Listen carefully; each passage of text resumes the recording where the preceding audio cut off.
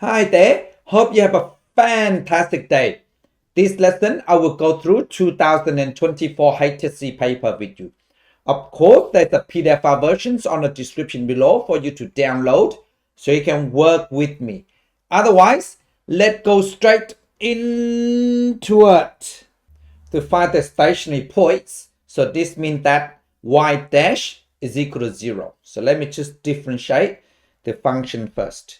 So y dash is, so 4 we bring down, so less 1 become 3.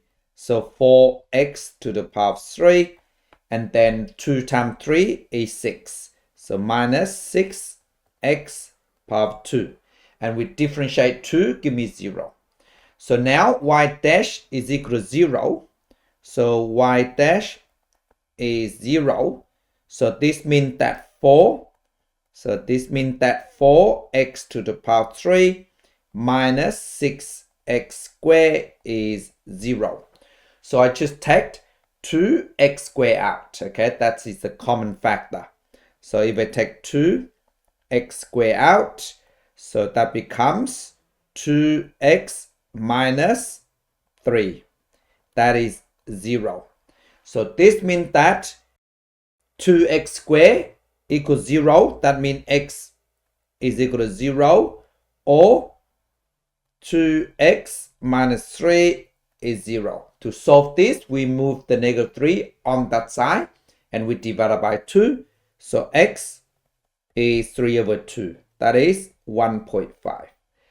So now we just need to find the y coordinates by substitute x into the curve, the functions if you like. So when x is 0, so that means y will give me, because this becomes 0, 0, so it's 2. So that means y is equal to 2. So therefore, the stationary points are 0, 2. And when x is 1.5, so let me just write this down first. So when x equal 1.5, y is 1.5 power 4. We minus 2 lots of 1.5 cube, and we add 2. That is, so just go 1.5 power 4 minus 2 lots of 1.5 cube, and we add 2. So there you go. So we just write in fractional form, easier. So 5 over 16. So this means that the stationary points are 1.5 and 5 over 16. So therefore, these are the stationary points. But then we need to determine the nature. So we just work out whether it is a maximum, minimum turning point or point of inflections for these first. So now to test it, we need to differentiate this. So let me just write this down first. So y dash is 4x to the power of 3. We minus 6x squared. So y double dash will give me 12x squared minus 12x. And when x, or at 0 to, y double dash is equal to 12 times 0 square and minus 12 times 0, give me 0. So therefore, it is possible point of inflections. So this means that we need to check the concavity. So that is x, and this is y double dash. So 0 and left of 0 is negative 0.5, and right of 0 is 0.5. That will do. So let me just draw this first. And when x is 0, y double dash is 0. Now when x is negative 0.5, I just put on a calculator. So I just go 12x squared means 12 brackets negative 0.5 square. And then we minus 12 negative 0.5. So 9. So it's positive. And when x is 0.5, so that means y double dash equal 12x squared means 0.5 square, and we minus 12 0.5. So negative 3. Negative 3. So since the concavity changes, so therefore 0, 2 is a point of inflections. So therefore 0, 2 is a, so there you go. We need to check for point 1.5 and 5/16.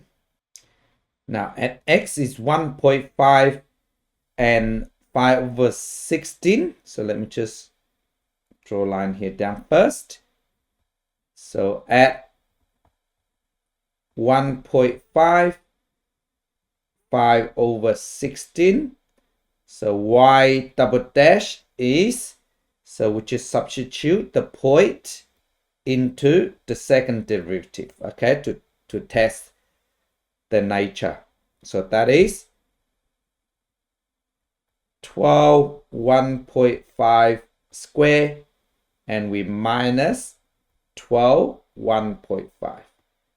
That is equal to, so that is 12 brackets 1.5 square minus 12 1.5. So that is 9.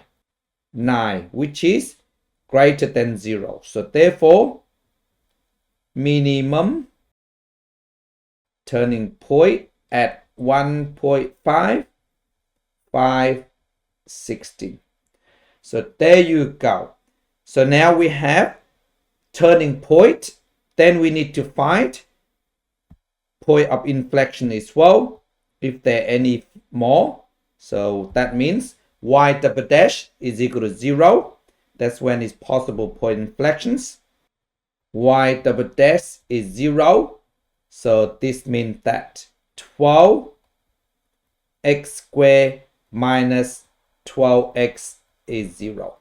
So I take the common factor out. So 12x and x minus 1 equals 0. So x is 0 and x is 1. And we already worked this out already. Okay, that is point of inflections. Now we just need to test for x equal to 1. So that means x, y double dash, this is 1, 0.5, and 1.5 we do. And we know that 1, y double dash, is equal to 0. And 0.5 is negative 3. It's in here. We just done it. So that means negative 3 here. And then 1.5, we did that up here as well. So it's 9, which is positive. So sin is changing in concavity. So therefore, it is point of inflections. So that means point of inflections at 1. And then we need to find the y value. So when x is 1, y is 1 power 4 minus 2 times, let me just write this down first. 1 power 4 is 1 minus 2 times 1 power 3, which is 2. We add 2. So the answer is 1. So at 1, 1. That is the point of inflections.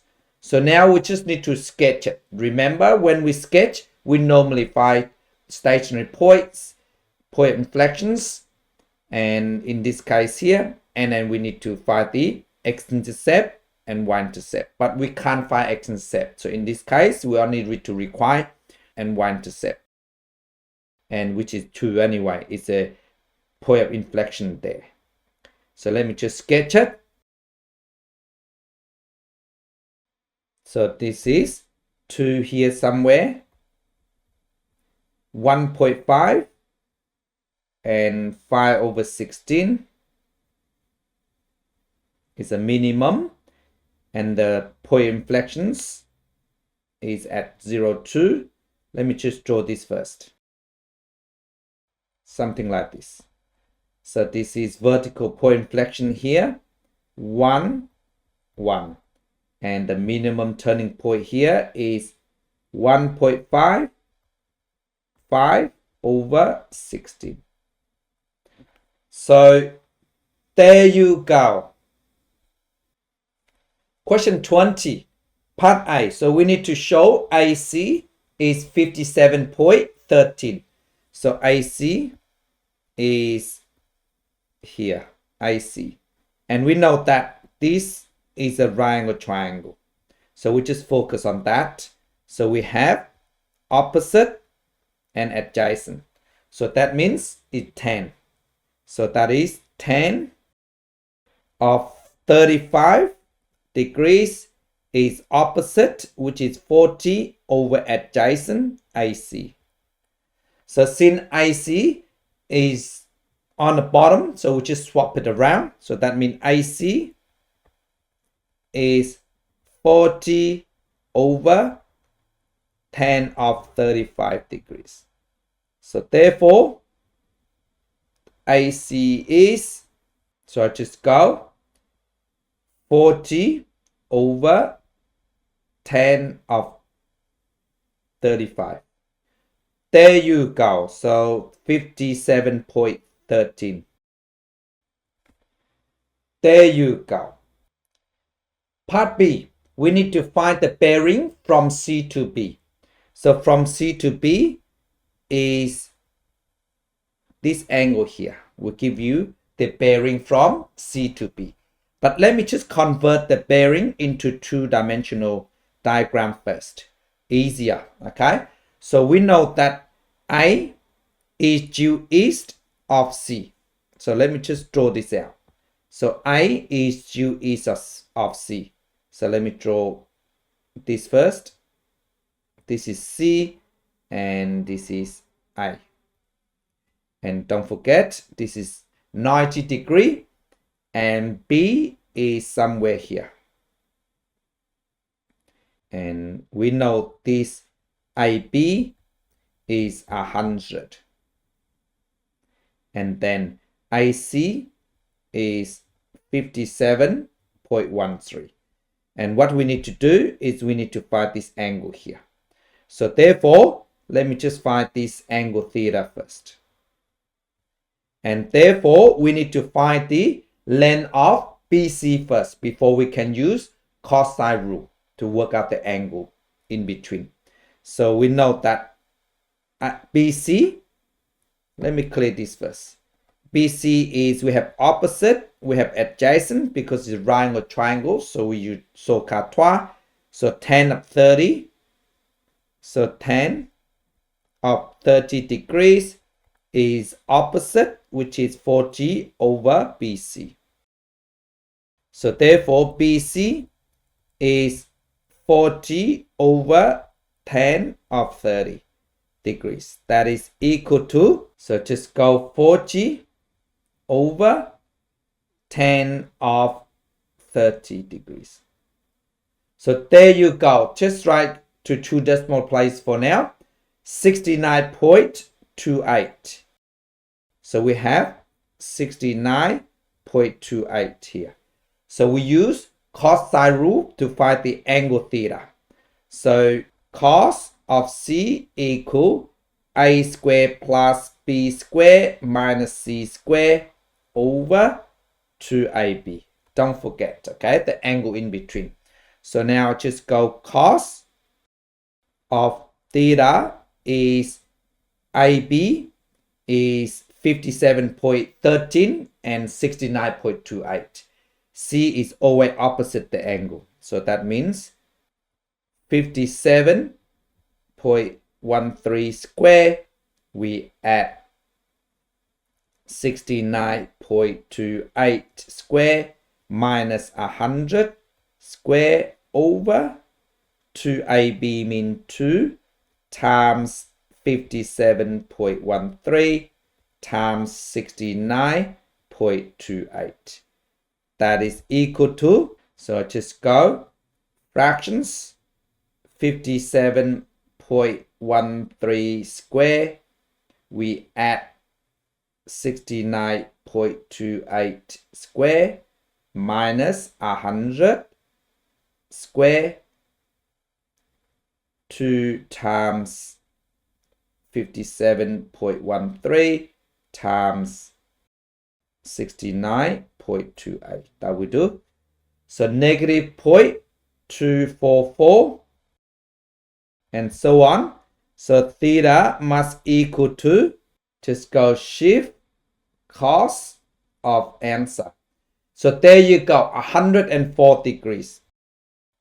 So that is 104. So therefore, we just go 90 plus 104 degrees. So that is, so therefore, the bearing is, let me just write it here, 104, we add 90. So that is 194 degrees. So there you go. We need to write 3 observations about anacondas from this scatter plot. So first of all, by looking at this, we can see that males are shorter than females, correct? So this is females on anacondas. So that means we just write one of these first. So I can write like,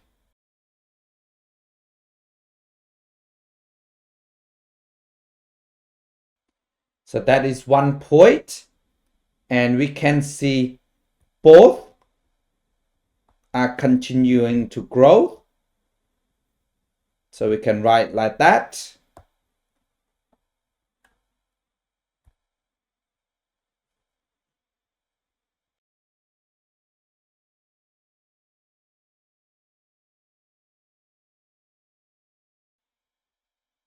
And we can write one more thing is this. So after 4 years, we can see the growth rate of males anaconda a lot slower than female anacondas. So let me just write this down.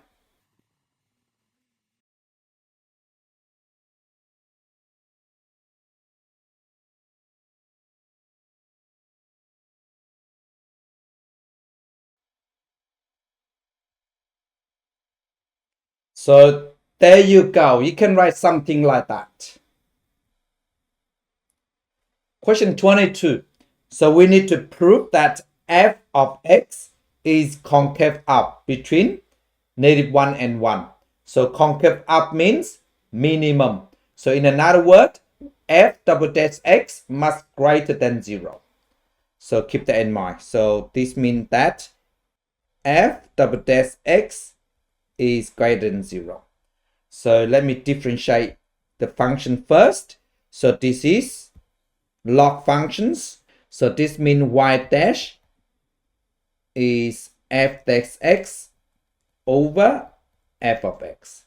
So keep that in mind. So now we differentiate inside here will give me 2x. So let me just write this down. So f dash x is 2x over the function itself. That means 1 plus x squared. So there you go. Now we differentiate again. So we use quotient rule. Okay. So f double dash x is derivative top, give me 2. And we times the bottom functions, 1 plus x squared. We minus the derivative 1 plus x squared, give me 2x. So we minus 2x. And do not forget, times the top functions, that is 2x over 1 plus x squared. And we square it. So now let me just expand and simplify it first. So that is equal to 1 times 2 is 2. 2 times x squared, give me 2x squared. Minus 2 times 2 is 4, so 4x squared.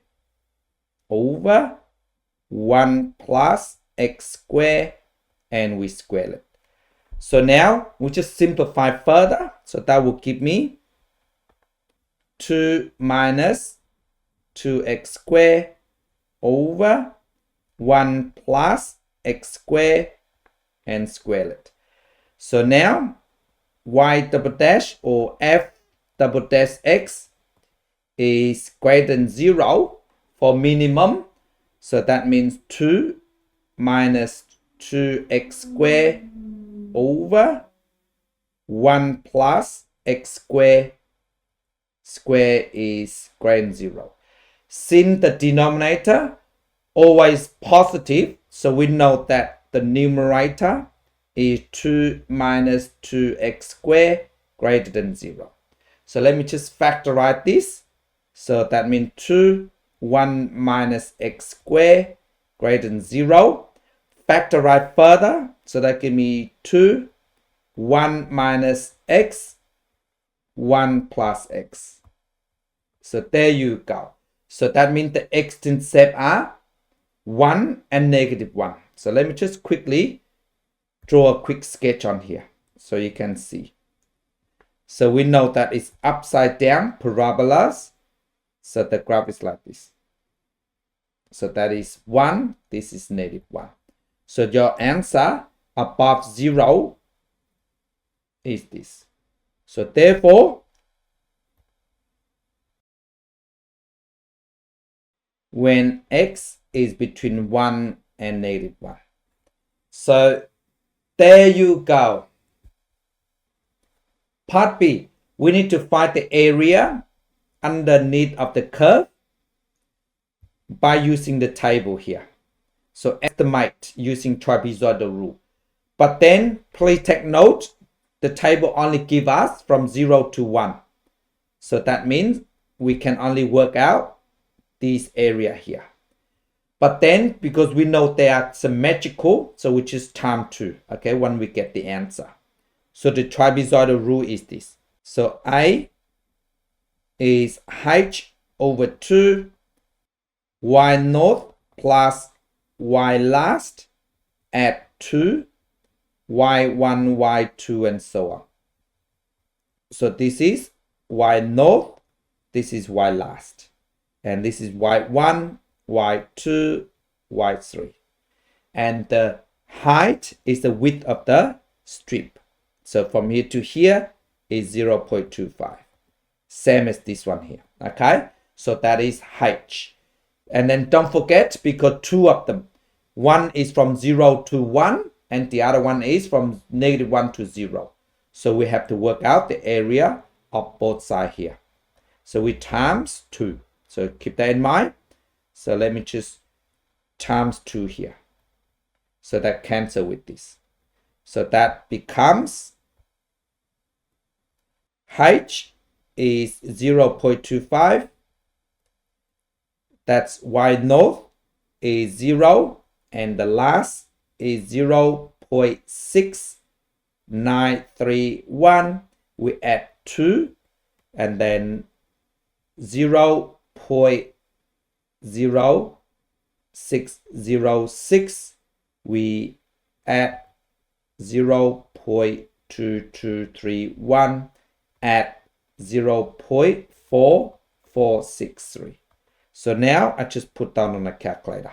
So that should give me, so just go 0.25 brackets 0 plus 0.6931, and then we add 2 lots of 0.0606. We add 0.2231, then we add 0.4463. So there you go. 0.5383. That would do. So 0.5383. Just correct to decimal place. Just correct to 4 decimal place will do. So therefore is equal to this with square units. So there you go. Is the answer to part B an overestimate or underestimate? So of course, if we are using trapezoidal rule, so let me just draw the diagram here. So that means 4 ordinates. So that means we cut it here and here. So 0.25 here and 0.75. So we just draw a trapezium. It's like this. Okay. So since you can see the line is above the curve. So therefore we are overestimate the area.